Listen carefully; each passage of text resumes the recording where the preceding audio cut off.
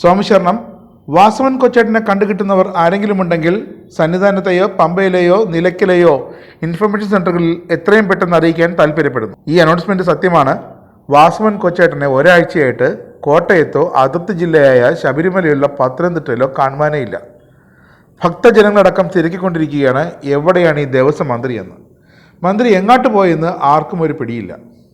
എന്തായാലും തെരഞ്ഞെടുപ്പ് പ്രഖ്യാപനം വന്നതോടെ ശബരിമലയുടെ പേരിൽ ഇനി യോഗം വിളിച്ചു ചേർക്കാനോ അതിൻ്റെ പേരിൽ മുതലെടുപ്പ് നടത്താനോ ആളാകാനോ ഒന്നും പറ്റില്ലെന്ന് തെരഞ്ഞെടുപ്പ് കമ്മീഷൻ തന്നെ ഇൻഡാസും ഇറക്കി കഴിഞ്ഞു. അപ്പോൾ ഈ വാസവൻ കൊച്ചാട്ടൻ എവിടെ പോയി എന്നാണ് ഇപ്പോൾ ശബരിമലയിലെയും പമ്പയിലെയും ചോദ്യം.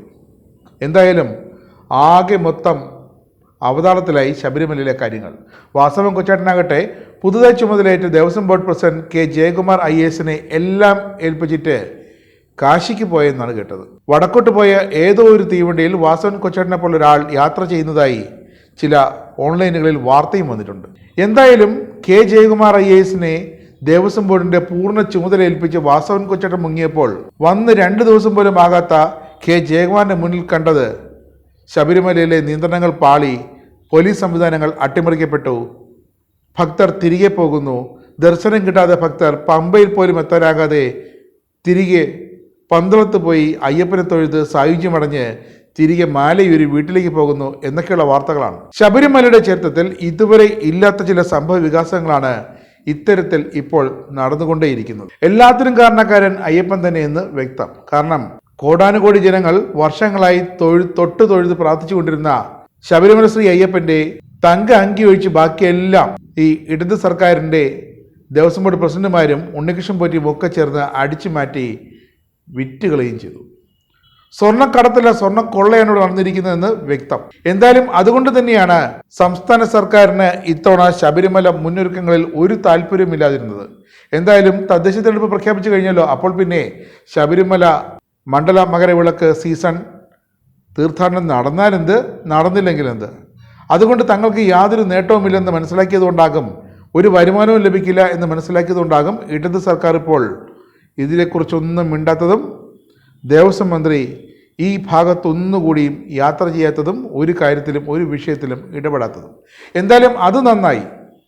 K Jayakumar IAS Devaswom board president ചുമതലയേൽക്കുന്നു.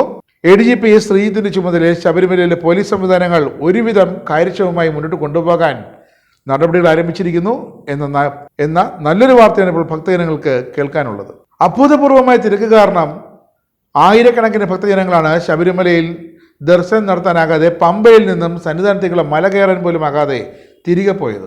അതിൽ തമിഴ്നാട്ടിൽ നിന്ന് വന്ന ഏറെ ദൂരം താണ്ടി പമ്പയിലേക്ക് എത്തിയ നിരവധി ഭക്തസംഘങ്ങളും ഉൾപ്പെടുന്നുണ്ട്. കണ്ണീരോടെയും മനസ്സ് നിറഞ്ഞ വിഷമത്തോടെയുമാണ് അവർ പന്തളത്ത് ചെന്ന് പന്തളത്തെ അയ്യനെ കണ്ടു വണങ്ങി മാല ഊരി തിരികെ പോയത്. അങ്ങനെ അഭൂതപൂർവമായ ജനത്തിരക്ക് കൊണ്ട് ദർശനം നടത്താതെ പോയവരെല്ലാം ഇപ്പോഴിതാ ADGP ശ്രീജിത്തിന്റെ നേതൃത്വത്തിൽ പോലീസ് തിരികെ വിളിക്കുകയാണ്. കഴിഞ്ഞ ദിവസം സ്ത്രീകളും കുട്ടികളും അടങ്ങിയ തീർത്ഥാടകരുടെ ഇങ്ങനെ ദർശനം നടത്താൻ സാധിക്കാതെ പമ്പയിൽ നിന്നും മല കയറാൻ സാധിക്കാതെ തിരികെ പോയ ആ സംഘത്തിന് കേരള പോലീസ് ഇടപെട്ട് സുഗമമായ ദർശന സൗകര്യമൊരുക്കി. ഓർക്കണം, ഇതേ കേരള പോലീസ് തന്നെയാണ് വർഷങ്ങൾക്ക് മുമ്പ് 2 യുവതികളെ ശബരിമലയിൽ നിർബന്ധപൂർവ്വം മല കയറ്റിക്കൊണ്ടുവന്ന് ആചാരലംഘനം നടത്തിയതും. ഇപ്പോഴിതാ അതേ കേരള പോലീസ് തന്നെ എല്ലാം തിരുത്തി കുറിക്കുകയാണ്. തങ്ങൾ അന്ന് ചെയ്തത് തെറ്റായെന്ന് പരോക്ഷമായെങ്കിലും സമ്മതിക്കുകയാണ് കേരള പോലീസെങ്കിലും. കൊല്ലം കല്ലമ്പലം സ്വദേശി ഗിരിജ മുരളി 2 കുട്ടികളും ഉൾപ്പെടെയുള്ള 8 അംഗ സംഘത്തിനാണ് ADGP ശ്രീജിത്തിന്റെ നേതൃത്വത്തിൽ ദർശന സൗകര്യം ഇങ്ങനെ ഒരുക്കിയത്. ഇവരുൾപ്പെടെ 17 പേരാണ് നവംബർ 18-ന് കൊല്ലത്ത് നിന്നും ദർശനത്തിനെത്തിയത്. എന്തായാലും ഭക്തജന തിരക്കും ആരോഗ്യപരമായ കാരണങ്ങളും കൊണ്ട് ഇവർ തിരികെ പോയി എന്നാണ് പോലീസിന്റെ വെർഷൻ. സംഭവം ശ്രദ്ധയിൽപ്പെട്ട ഉടനെ ശബരിമല പോലീസ് ചീഫ് കോർഡിനേറ്റർ കൂടിയായ ADGP ശ്രീജിത്ത് ഉദ്യോഗസ്ഥർക്ക് ഇവർക്ക് ദർശനം ഉറപ്പാക്കാനുള്ള നിർദ്ദേശം നൽകി. തുടർന്ന് ഈ സംഘം സ്ത്രീകളും കുട്ടികളും പോലീസിന്റെ സഹായത്തോടെ സന്നിധാനത്തേക്ക് തിരിച്ചെത്തുകയും മനസ്സ് നിറഞ്ഞ് മാമലവാസിനെ തൊഴുതു മടങ്ങുകയും ചെയ്തു. ദർശനത്തിന് ശേഷം സംസ്ഥാന പോലീസിന് നന്ദി പറഞ്ഞിട്ടാണ് അവരിറങ്ങിയതെന്ന് ഓർക്കണം. ഇതേ പോലീസ് സംവിധാനം തന്നെയാണ് വർഷങ്ങൾക്ക് മുമ്പ് അവിടെ സ്ത്രീകളെ കയറ്റിയതെന്ന് ഒന്നുകൂടി ഓർക്കണം. എന്തായാലും ഭക്തരുടെ വലിയ തിരക്കാണ് ഇപ്പോൾ അയ്യനെ കാണാൻ ശബരിമലയിലേക്ക് ഒഴുകുന്നത്. ഈ വലിയ തിരക്ക് കണക്കിലെടുത്ത് ശബരിമലയിൽ കൂടുതൽ നിയന്ത്രണങ്ങൾ ഏർപ്പെടുത്തുകയാണ്. സ്പോട്ട് ബുക്കിംഗ് 20,000-ആയി പരിമിതപ്പെടുത്തിയിട്ടുണ്ട്. പമ്പയിലെത്തിക്കഴിഞ്ഞാൽ ശബരിമല ദർശനം പൂർത്തിയാക്കി നിശ്ചിത സമയത്തിനുള്ളിൽ ഭക്തർ മടങ്ങാനായിട്ട് ഇപ്പോൾ പോലീസ് എല്ലാ സംവിധാനങ്ങളും ഒരുക്കി കഴിഞ്ഞു. കൂടുതലായി ഭക്തരെത്തിയാൽ അവർക്ക് അടുത്ത ദിവസം ദർശനത്തിലുള്ള ക്രമീകരണം ഏർപ്പെടുത്താനാണ് ഇപ്പോൾ തീരുമാനം. എന്തായാലും പമ്പയിലെ സ്പോട്ട് ബുക്കിംഗ് ഒരു പരിധി കഴിഞ്ഞാൽ നിർത്തിവെക്കാൻ തീരുമാനമായിട്ടുണ്ട്. നിലയ്ക്കലും സ്പോട്ട് ബുക്കിംഗ് കേന്ദ്രങ്ങൾ ആരംഭിച്ചിട്ടുണ്ട്. ഭക്തർക്ക് തങ്ങാൻ നിലയ്ക്കലിലാണ് സൗകര്യമൊരുക്കുക.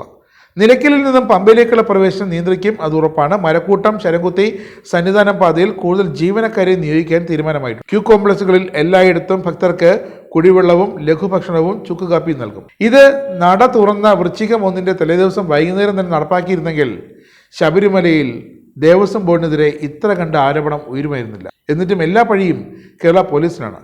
ഇവിടെയും ദേവസ്വം ഉദ്യോഗസ്ഥർ പൊടിയും തട്ടി ഞങ്ങളൊന്നും അറിഞ്ഞില്ലേ എന്ന് പറഞ്ഞ് പോകുന്ന ഒരു കാഴ്ചയാണ് കാണാനാകുന്നത്. നട തുറന്ന ആദ്യ ദിവസം 8 മണിക്കൂറിലധികം അയ്യപ്പന്റെ ദർശനത്തിനെ കാത്തുനിന്ന തീർത്ഥാടകരിൽ പലരും കുഴഞ്ഞു വീഴുകയായിരുന്നു. തിരക്ക് നിയന്ത്രിക്കാനുള്ള സംവിധാനങ്ങൾ പാളിയതാണ് ഇതിന് കാരണമെന്ന് അന്നേ വലിയ ആക്ഷേപം ഉയർന്നിരുന്നു.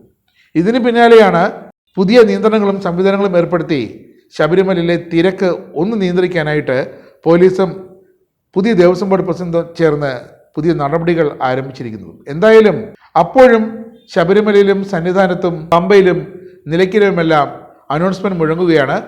വാസവൻ കൊച്ചേട്ടനെ ഇവിടെ എങ്ങാനും കണ്ടുമുട്ടുകയാണെങ്കിൽ ഒന്ന് അറിയിച്ചേക്കണേ എന്ന്. ഇന്നലെ കുറച്ച് നേരത്തേക്ക് കുറേ ഇൻഫിൽട്രേഷൻ നടന്നുകൊണ്ട് വിചാരിക്കാത്ത ആൾക്കാർ കയറി വന്നതുകൊണ്ടുള്ള ചില ബുദ്ധിമുട്ടുകളുണ്ടായിരുന്നു. അത് നമുക്ക് പരിഹരിക്കാൻ സാധിച്ചിട്ടുണ്ട്.